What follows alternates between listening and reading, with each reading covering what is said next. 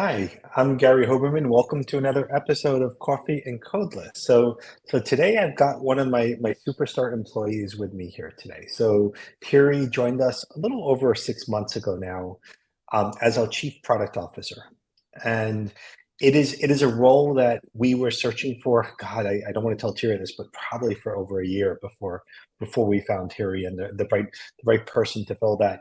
And it's such a critical and important role for us. And Thierry's going to tell us a little bit about himself, and we're actually going to spend the time today talking about the latest release of Unqork that just went out. So with that, it's a spring release, and it's definitely got some amazing features which I am using in every demo so far these days. But Thierry, please start. Tell us a little bit about your background prior to Unqork in the past 6 months. Sure. Thank you, Gary. So, joined roughly 6 months ago, and I spent my whole career in enterprise software. So I worked for very, very small companies.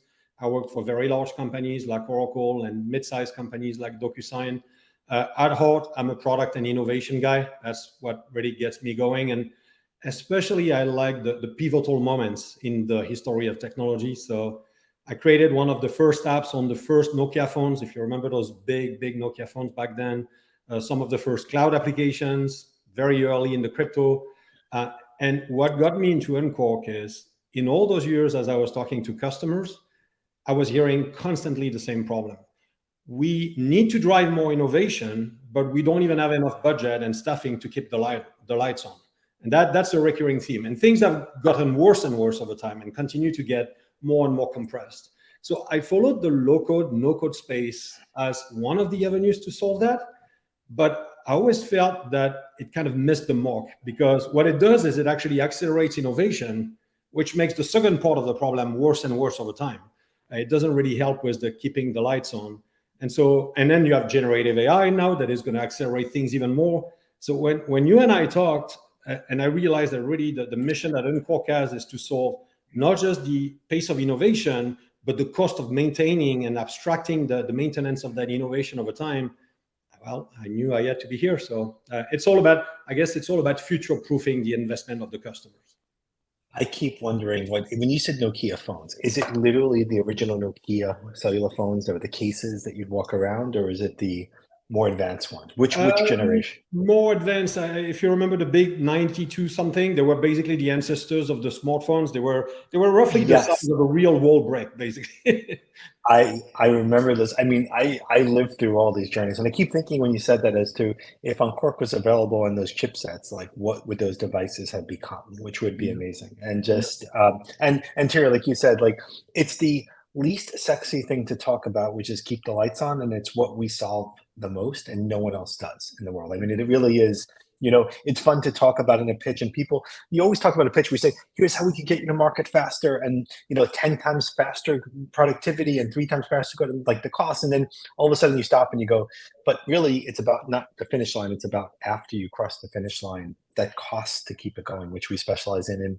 And I think I love that. That's what excited you as it excites us. So we of course have had perfect alignment, and Thierry's been driving the product team, working with our SVP of engineering and our CTO, and of course the group to really bring new features together.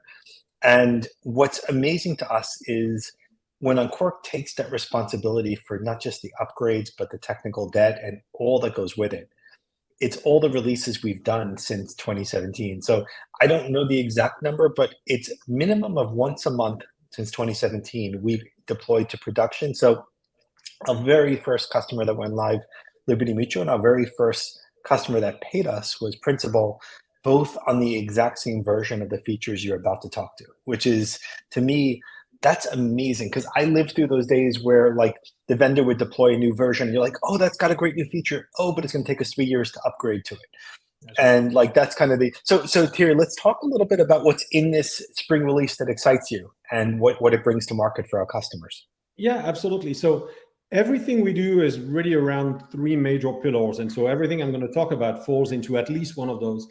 First of all, it's all about empowering the end users, making the productivity of the user, whether it's business user or technical user, or actually a combination of several profiles of users in a team, but really making sure that the productivity, the agility, the quality coming out of the team is better. The second one is around accelerating innovation, of course, because that's definitely a key, transforming things into value. And then the third thing we do is continuing to enrich that, what you were talking about, Gary, that unique Codeless platform. And so in the release that we've just announced, there's a bit of a mix, and we're intentionally trying to make progress on all fronts at the same time. The first thing, which is really super exciting, is we just got our FedRAMP authorization. So we achieved FedRAMP certification in a very, very short amount of time for a relatively young company. And so that's a massive achievement to bring the same value we brought to our customers in the financial sector, insurance, to a new vertical in the federal space. So really massive achievement for the company that is now available. And then there's a few other things. One of my favorite is what we call dynamic refresh.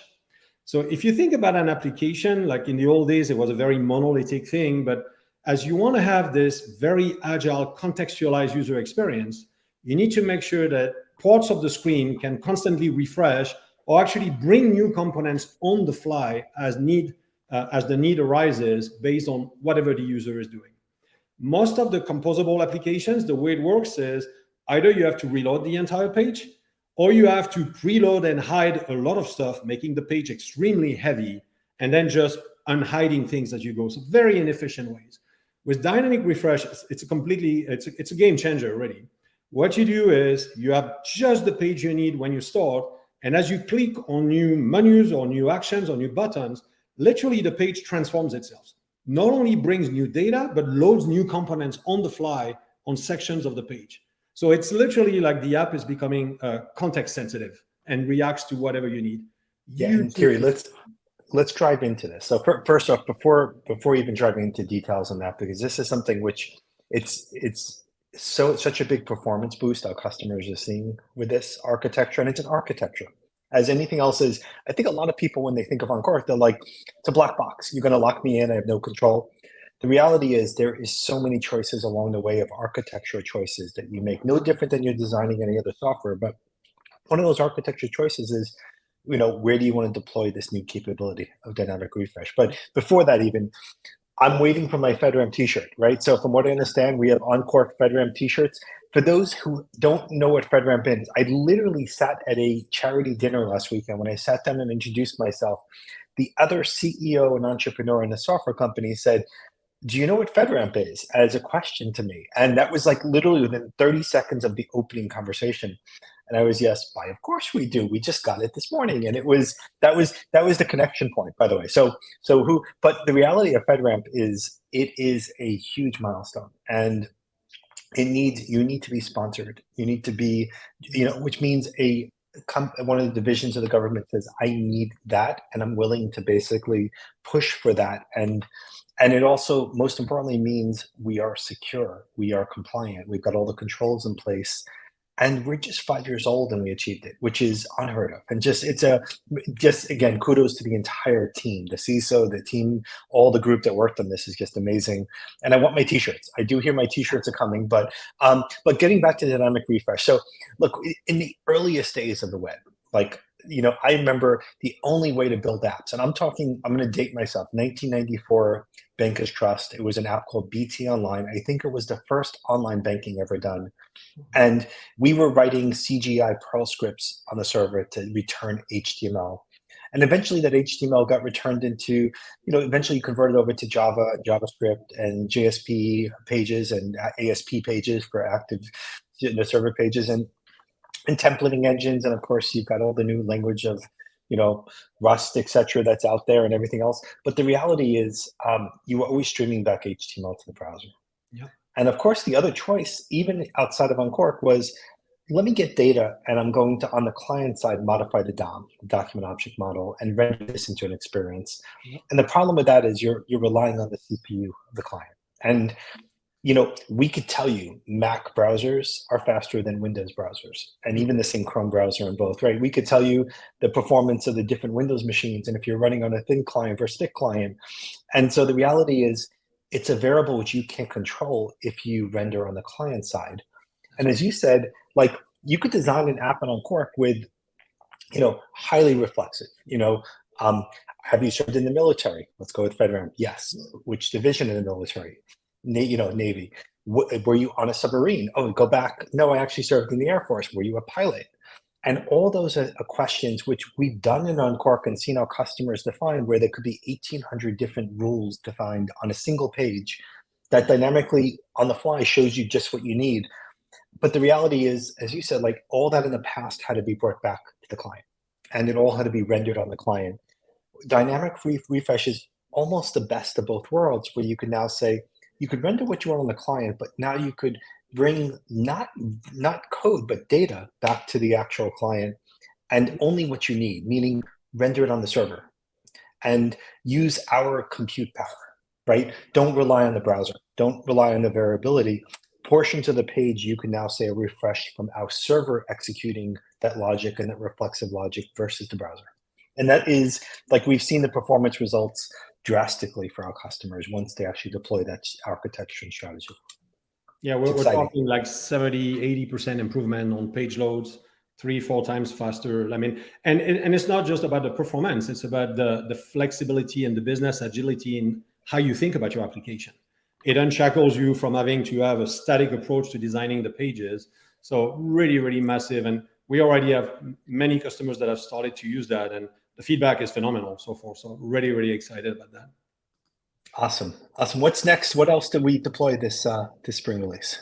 Yeah, another one that I'm really excited about is something we call real-time config analysis. So as I am building an application, the challenge is you can do a lot of things with a platform like Unqork. And what customers were telling us is guide us, help us, prevent us from making mistakes, help us follow best practices, tell us what we've done in an imperfect way inside Unqork. And so really what this new feature does is think about it as your AI analytic assistant that tracks what you're doing and provides literally real-time feedback as you are making changes to your application. And the feedback can be in many different dimensions. It can be about optimization of performance, optimization of security, potentially following industry best practices. So it's literally like you have like the system watching you as you go and guiding you to have the best quality, the best performance, the best security, the most fluid, best practice oriented application. So this is very aligned with our vision. We see a world where really the system is not only guiding you, but pushing you, accelerating you to really remove all the friction. So I mean, if you think about what you said before, generative AI and this use of AI here, but the reality is codeless or data-defined software, and we're the only one that's saying software should be defined using data. Yep. It basically opens up this world that you could look at the application in its entirety in the form of data and understand every aspect. And what you're describing here is during the creation process or the build process, being guided with best practices, looking across the software and the application.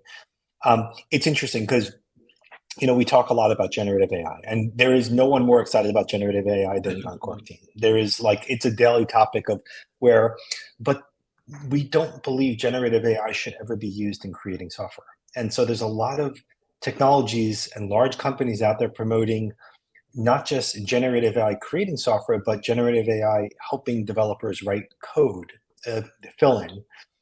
The reality in both those cases is you're left with legacy. You're left with ancient Greek that someone has to support and run. Imagine letting your business create Java code today. And it doesn't matter if that's, and just even if you gave them the ability to assist them in walking through the creation of that code, you can't support it. You still need someone to speak Java or ancient Greek. So our view of the world is data. I love this new feature, real-time analysis, and just walking through and I know it's just the beginning of what we're going to be doing to offer the users the ability to create faster, better, and cheaper all in one. But that's amazing. What else, Thierry? Let's go to the next one.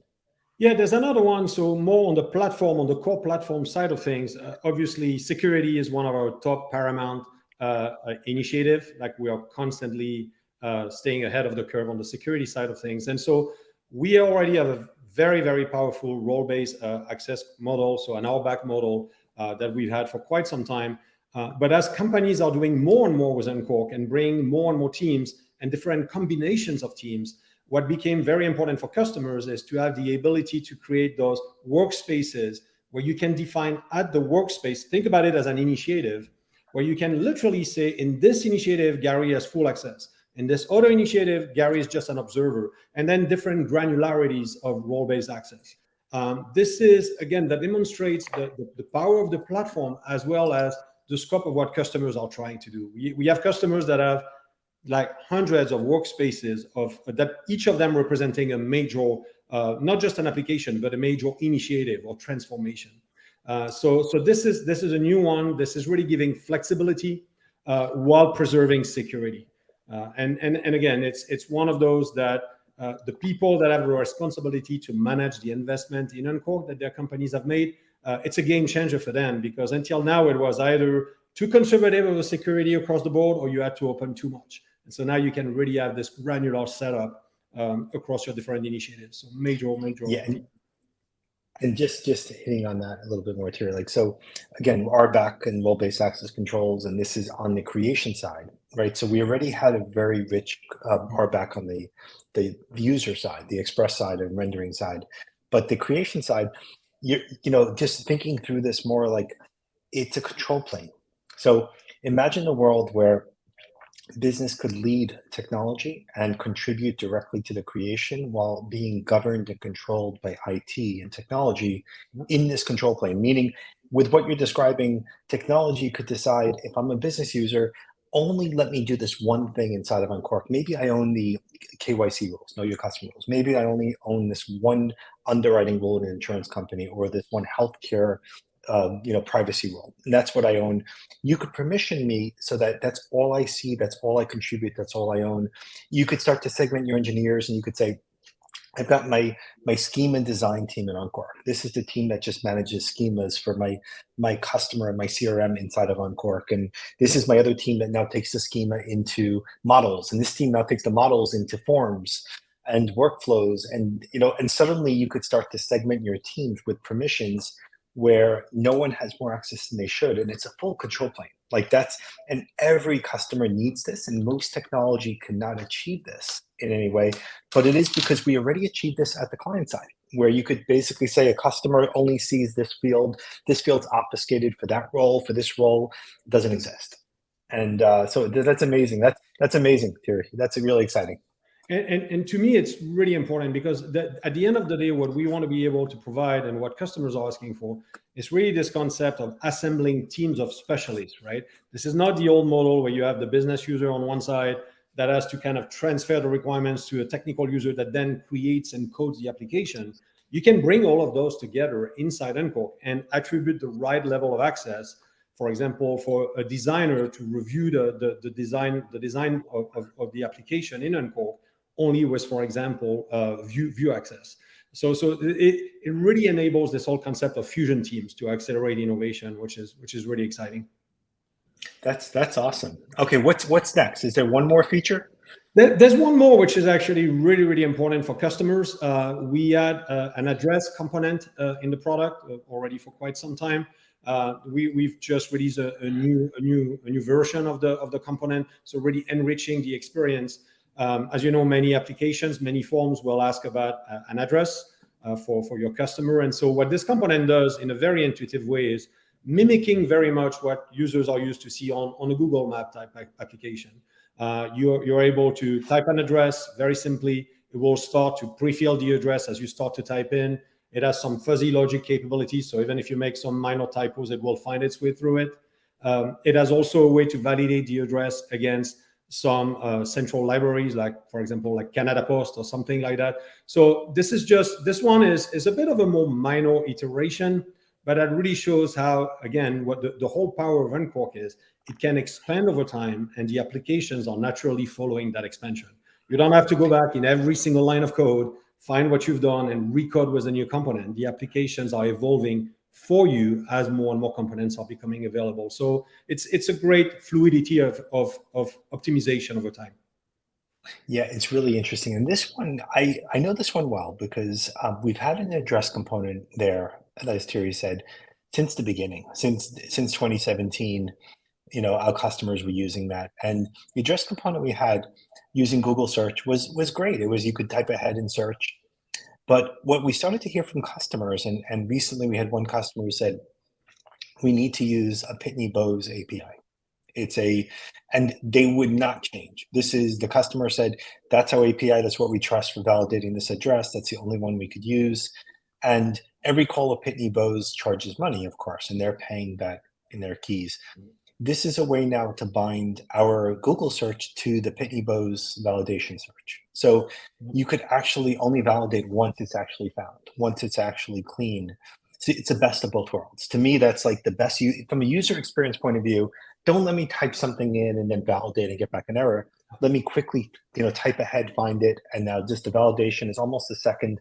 Okay, it's good, it looks good, but it doesn't have to be tied to any single lookup engine, right? So the design here, from what I understand, means you could literally look it up in different profiles and engines, and using the customer's own proprietary APIs even technically to do this if you chose to. But that's amazing. And in this case here, it's additional component that's been added here. So it's amazing to see you could enrich the library, add components as fast as we can. And that is tremendous. It's exciting. Feedback from customers. You've shown this before? I'm assuming there's a lot of excitement. Oh yeah. Like the feedback is, this is exactly what we needed. This is something that would have taken a long time before. I mean, it's just like you're removing friction, and that's really the overall excitement we see from customers with those features. Is, it just made my life easier. That's actually a quote from a customer, which is, I mean, as a product person, that doesn't get any better than that. That's my favorite type of quotes to see. So another one said, like, you just cut in half the time it takes to get an app in production. That's the kind of things really. And again, the final data point, which accelerating innovation is important, but to me, really what is even more important is when we see, on average, our customers are getting a decrease of around 65% of their asset maintenance budget. In other words, the post-creation. So because a lot of, as you said earlier, a lot of the buzz we see today on generative AI and all those things is accelerate, which is fantastic. Only if you have a way to also maintain what you have accelerated. If not, you have a major problem at hand coming your way. So when I see those data points, faster innovation, major decrease in cost, that's really transformational. Quite frankly, it's pushing the problem into and the challenges of the past into the future. Yeah, to me, like that's so important. Like, just think about from a priority point of view. So business wants time to market. Business says, I need this fast. I've got a regulation, I've got a product launch, I've got every day we don't have the software live, we're missing an opportunity. And that's typically why I call it business led, is business is really defining and driving. But the process of language and the complexity of language that exists today, generating more language, generating more code, generating more it could be time to market fast. I mean, you could hire, I've seen what I call the Titanic being built. There was 3,000 engineers working on a single solution, and they were building the Titanic, which you knew when that was not going to float. That was going to be problematic, and you knew the ending before they started. Like, you could generate code. You could hire people to write code, and some of them might be 10x engineers, some might not. But when you think about, like, once that's live, how do you support it? Like, it was Thierry, there's one story I remember where we needed to build something, and offshoring just came out. I mean, I'm dating myself now, but this concept of, oh my God, we could get for $20 an hour an engineer in India, and we could basically do this. And this was like the beginning days. I mean, this was like, and I remember, like, the best example was my boss going, you know what? I know we're using like this language, Java or something. Let's have them write it in C++. Let's have them write it in C++. So, like, it's so cheap. Like, why wouldn't we choose C++ instead of what we always use, which is a little bit higher level language? And they wrote it in C++, and when it came back to us, no one could support it in the company. And no one knew if it worked, by the way. You couldn't, like, and it's just like, that's kind of the way we've been living these days in enterprise. And so it's so refreshing to say that 65% less cost and maintenance, and being able to not just maintain it yourself, but support it and change it, enhance it. Like, that's really the benefit. And this is exciting. And I'm not going to steal any thunder for next summer's session that we do and we launch, because there's features coming in the summer that I am personally, like, I've been selling to clients without it existing yet, meaning, like, I am saying this is coming and this is what it will do and this is how it is the most exciting thing I've ever seen coming this summer. Federer very possibly maybe tied, but like let's see. We'll leave it at that. And that's exciting. Anything else to share, Thierry, with the audience? No, I think I mean, and when I joined, it's because I felt this was a pivotal moment that Unqork could really unlock. And what I see is it's accelerating. And as you said, we're working on things. I'm not going to talk too much about it today, but this is going to change how people even think about the nature of applications. So it's going to turn what is today a major liability for companies. They can't even comprehend the risk that they have, the fragmentation that they have, the redundancy that they have, and you're turning that into an asset, into like a business driving asset where business and IT come together. Again, this is massive, and this is exciting. That's awesome, and Thierry, we're so thankful you joined us and to be part of the rocket ship here of Unqork and taking us out to the next universe, or should I say next solar system, let's say. So thanks again, Thierry, for joining us, and thank you everyone for watching another episode of Coffee and Codeless. And Thanks, Larry. have a great day. Thanks so much, everyone. Bye bye.